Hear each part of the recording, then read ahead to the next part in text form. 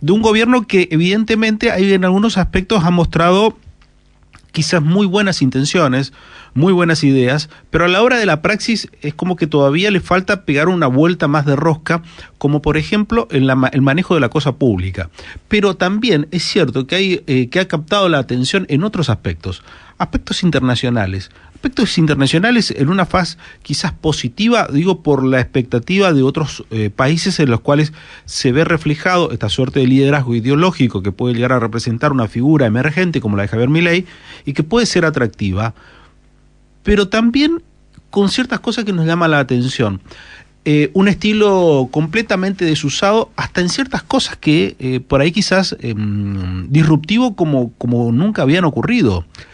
Cuando hago mención a esto, hago referencia no a excentricidades. Tuvimos excentricidades en otras épocas, en otros momentos, pero quizás nunca a un nivel de esta naturaleza. Cuando hablo de excentricidades que nos preocupa, nos refiere como cuando hace referencia a líderes de otros lugares, inclusive directamente lo que ha pasado con esta suerte de escándalo con España a través de su primer ministro Pedro Sánchez, y eso trae consecuencias internacionales. Digo, hay que hacer una asociación, hay que mirar el ejemplo Trump, el ejemplo Bolsonaro, hay que pensar que en realidad es la nueva política internacional. Esto puede tener consecuencias. Bueno, Diego Aguilar es un experto diplomático, fue embajador en Estados Unidos, en China, en Brasil. La verdad es que tiene una carrera en la Unión Europea, una carrera que siempre es notable y admirable, mejor dicho, y que ha sido notable. Por eso queríamos consultarlo. Diego Aguilar, ¿cómo le va? Buen día, ¿cómo está usted? ¿Qué tal? ¿Cómo le va? Buen día. Gracias por atendernos. ¿Cómo observa cuando ocurren estas cosas un poco disruptivas, pero que va más allá de lo local, que va ya en extenso, pensando, por ejemplo, en vínculos como con España y con lo que ha pasado la otra vez? Bueno, el primer dato que hay que tener en cuenta, que lo que llama la geopolítica, la política internacional, es hoy la madre de la política local. Es decir, hoy hay grandes líneas de tendencias en el mundo que después se van adaptando con nombres, de partidos y de personas en cada región. O sea, nosotros no somos un país marginal, no inventamos nada. Somos el producto de la adaptación de corrientes internacionales. Y este hecho disruptivo se suma a hechos disruptivos que vienen ocurriendo en los últimos 10 años en el mundo, empezando por la figura del expresidente y candidato Trump, pero hay el presidente Bolsonaro, Bukele en El Salvador, Vox en España, la señora Le Pen en Francia, el presidente de Hungría. Es decir, son fenómenos que ya están instalados, que tienen un dato disruptivo. En general se lo asocia a lo que se llama la extrema derecha en el mundo. Entonces es un fenómeno global que nos llegó a la Argentina en forma más reciente, por eso nos llama más la atención. Es el último al llegar a este club y llama mucho la atención porque es un gran comunicador, como él mismo dice, un rockstar. Claro. Esta no es una definición peyorativa porque la usa el mismo presidente, que está encantado de ser un rockstar, sí. Y así él mismo lo dice. Entonces esa combinación de llegar a un mundo que recibe a estos nuevos actores y tiene características de personalidad muy extrovertida, etcétera, generaron este fenómeno. Hay que entenderlo como un fenómeno de la época, incluyendo este dato nuevo donde los jefes de Estado se cruzan insultos, porque se cruzan insultos, no es el único insultador del planeta. Lo había hecho el propio presidente español y sus ministros, etcétera, respecto del presidente Milei, del candidato Milei. O sea, también esto es una característica de estos tiempos. A mí no me gusta esa característica, pero está ocurriendo y así hay que entenderlo. Claro, yo comparto con usted el pensamiento, digo, a mí tampoco me gusta, pero me parece que la pregunta clave es esto, ¿nos sirve o nos complica? No, seguro que a nosotros no nos sirve, porque obviamente hay una vieja frase que dice, el que tiene plata hace lo que quiere, ¿cierto? Bueno, Nosotros justamente no tenemos plata, entonces estamos más condicionados que aquel que se puede dar ciertos lujos o ciertas excentricidades porque está holgado en su billetera.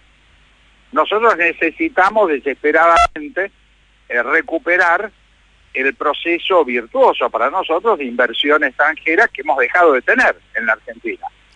Para eso lo no conflictivo es fundamental. Uno puede ser llamativo, puede ser original, puede ser rockstar, puede llamar la atención y eso es bueno, porque ayuda a la publicidad, pero necesita no ser conflictivo porque el dinero es muy cobarde.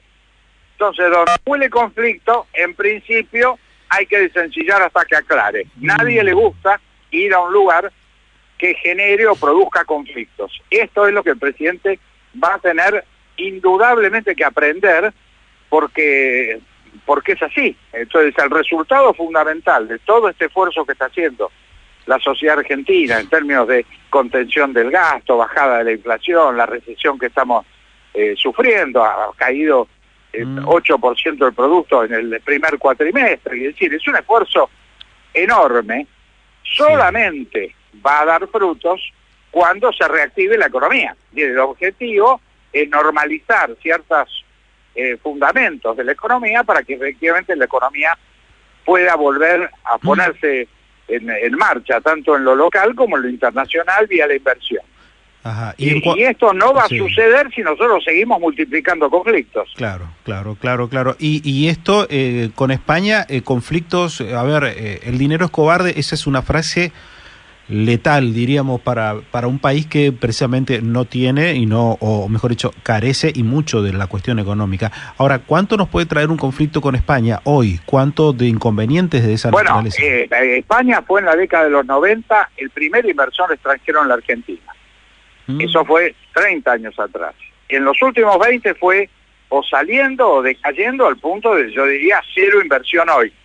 Entonces tenemos que recuperar ese impulso y hay capitales muy importantes españoles y la relación entre Argentina y España hace que en términos normales deberíamos estar volviendo a recibir un flujo de inversión importante española. Por eso tenemos que tener mucho cuidado. Ustedes vieron que el presidente estuvo a la tarde con empresarios en una reunión que él mismo catalogó como muy importante, pero después a la noche hizo su famoso discurso y al día siguiente esos mismos empresarios repudiaron sus palabras. Claro. Entonces, esto hay que tenerlo muy en claro, que la extravagancia, el dato de rockstar, el carácter disruptivo, está fenómeno hasta el momento que genera conflicto. En el momento que genera conflicto, para nosotros seguro que no es bueno. A ver, en eso me detengo 2 segundos nada más, porque lo que usted argumentaba recién, también veo otra cosa que por ahí quizás me preocupa en un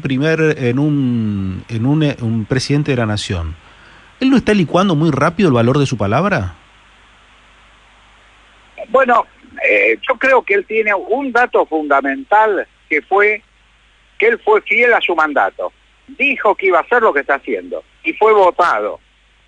Yo recuerdo el presidente Menem, al que yo le guardo el mayor respeto y consideración a su memoria y al accionar de gobierno. Sin embargo, él mismo confesó que si hubiera dicho lo que iba a hacer no lo votaba nadie. Todos lo recordamos, fue una frase pública.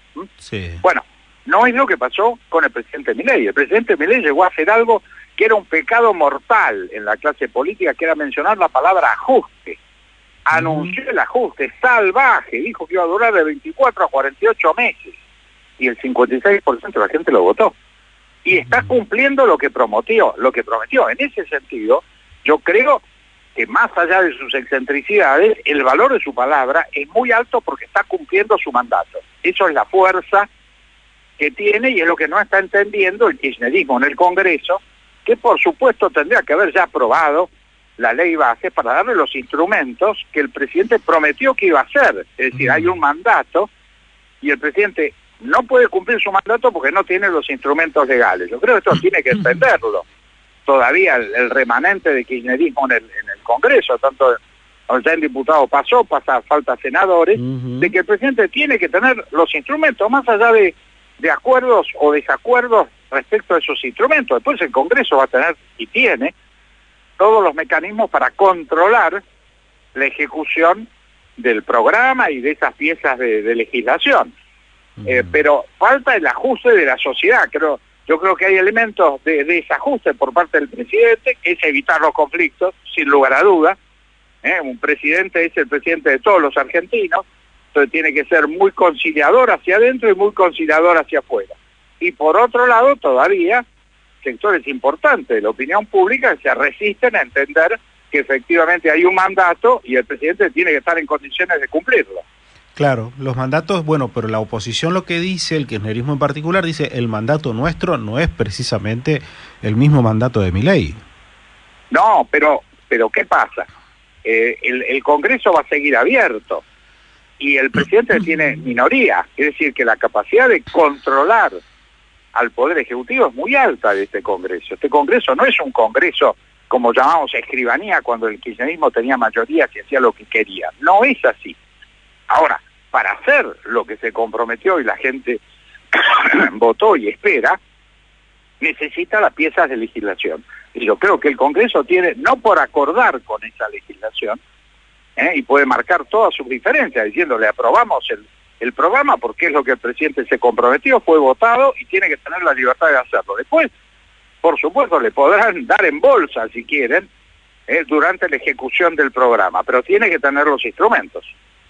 Sí, habrá que nada más que terminar de ver, porque también lo otro que se escucha es la gestión por parte del gobierno en cuanto a cómo consigue los instrumentos, que muchas veces no está hoy coordinada, pero esa será harina de otro costal que la gente quizás no lo termina de claro, visualizar, pero ¿no? toda la sociedad, Argentina es una nación muy disasociada, Nosotros tenemos un problema de cohesión interna muy grande, más allá de las diferencias electorales, porque en nuestro sistema electoral y constitucional queda claro que hay alternancia, que hay gobiernos de un signo ideológico que pueden ser sucedidos por otro signo ideológico y hay que saber convivir. Los argentinos no sabemos convivir políticamente, eso es gravísimo, ese es el gran problema, porque no nos falta ni gente ni recursos, nos falta dirigencia política y sistema político en pleno funcionamiento. Usted sabe que me está haciendo acordar mucho a un hecho periodístico que estoy observando mucho, que tiene que ver con Generación del 94, un podcast que hace diversas entrevistas a quienes fueron convencionales constituyentes de 30 años atrás, y una de las cosas que remarcan un par de ellos es que ese quizás haya sido el último punto de encuentro de la dirigencia política en torno a un tema determinante de la República Argentina, que es la reforma constitucional. De ahí para adelante es como que hemos carecido de puntos de encuentros por parte de la dirigencia política en temas determinantes, y este momento de la sociedad no es un tema menor, no es un momento menor. En la profunda crisis económica que tenemos, es el momento de pegar el salto que corresponde, digo, para lograr ese entendimiento. Me trajo sus palabras, me trajo mucho a colación a esto otro. 30 años pasamos y todavía no se ponen de acuerdo, y este es un muy buen momento para ponerse de acuerdo. Bueno, tenemos que hacerlo, por eso yo creo que en esto tiene que haber una conjunción entre el director de la orquesta, que es el presidente, que tiene un rol central en la sociedad, eso sin lugar a dudas, pero también los miembros de la orquesta, para entender que realmente tenemos que tocar la misma partitura, es la obligación más allá de las diferencias que tengamos entre nosotros. Claro. Pero yo doy siempre como ejemplo a Chile y a Uruguay, países que tienen un debate ideológico impresionante entre izquierdas y derechas. Sin embargo, hay un Chile que está por encima de esas diferencias y un Uruguay que está por encima. Entonces el comportamiento claramente de la sociedad chilena durante Sebastián Piñera o durante Boric, o el caso de Pepe Mujica y Luis Lacalle Pou, que son antípodas ideológicas en ambos casos. Sin embargo, el comportamiento de ambas sociedades es muy parecido, gobierne quien gobierne. Esto es extraordinario, esto es un objetivo que nosotros ni remotamente hemos alcanzado. Sí, usted sabe que le cuento una anécdota nada más de un hecho que a mí me cayó me sorprendió gratamente. Me tocó hacer la cobertura periodística de la asunción de Alberto Fernández en el Congreso de la Nación, y en esa oportunidad, estando en la calle, lo veo llegar al presidente Tabaré Vázquez. Tabaré Vázquez, quien por ahí quizás no conoce de política uruguaya, es completamente la antípoda de Luis Lacalle Pou.